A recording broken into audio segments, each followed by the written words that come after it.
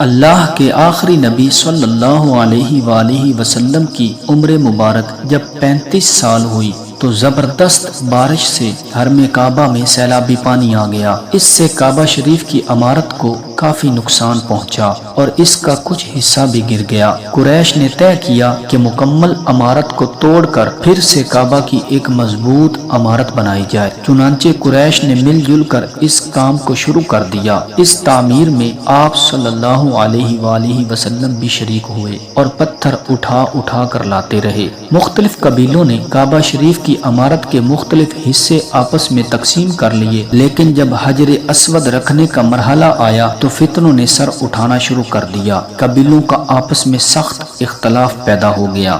ہر قبیلہ یہی چاہتا تھا کہ ہم ہی حجر اسود کو اٹھا کر دیوار میں نصب کریں تاکہ ہمارے قبیلہ کے لیے یہ فخر و اعزاز کا باعث بن جائے۔ اس کشمکش میں 4 دن گزر گئے، یہاں تک نوبت پہنچی کہ تلواریں نکل آئیں۔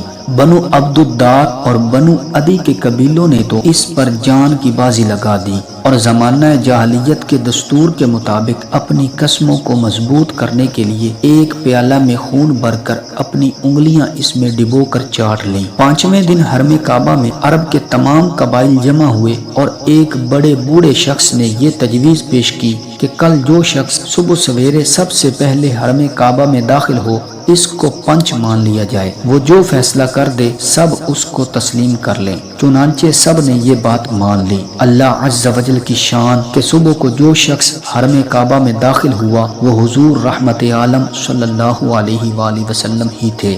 آپ کو دیکھتے ہی سب پکار اٹھے، واللہ یہ امین ہیں، لہٰذا ہم سب ان کے فیصلے پر راضی ہیں۔ آپ صلی اللہ علیہ وآلہ وسلم نے اس جھگڑے کا اس طرح تصفیہ فرمایا کہ پہلے آپ نے یہ حکم دیا کہ جس قبیلہ کے لوگ حجر اسود کو اس کے مقام پر رکھنے کے مدعی ہیں ان کا ایک ایک سردار چن لیا جائے۔ چنانچہ ہر قبیلے والوں نے اپنا اپنا سردار چن لیا۔ پھر حضور صلی اللہ علیہ وآلہ وسلم نے اپنی چادر مبارک کو بچھا کر حجر اسود کو اس پر رکھا اور سرداروں کو حکم دیا کہ سب لوگ اس چادر کو تھام کر مقدس پتھر کو اٹھائیں۔ چنانچہ سب سرداروں نے چادر کو اٹھایا اور جب حجر اسود اپنے مقام تک پہنچ گیا تو حضور صلی اللہ علیہ وآلہ وسلم نے اپنے متبرک ہاتھوں سے اس مقدس پتھر کو اٹھا کر اس کی جگہ پر رکھ دیا۔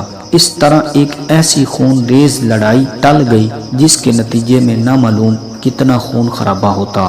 خانہ کعبہ کی عمارت بن گئی، لیکن تعمیر کے لیے جو سامان جمع کیا گیا تھا وہ کم پڑ گیا، اس لیے ایک طرف کا کچھ حصہ باہر چھوڑ کر نئی بنیاد قائم کر کے چھوٹا سا کعبہ بنا لیا گیا۔ کعبہ معظمہ کا یہی حصہ جس کو قریش نے عمارت سے باہر چھوڑ دیا تھا وہ حتیم کعبہ کہلاتا ہے، جس میں کعبہ معظمہ کی چھت کا پرنالہ گرتا ہے۔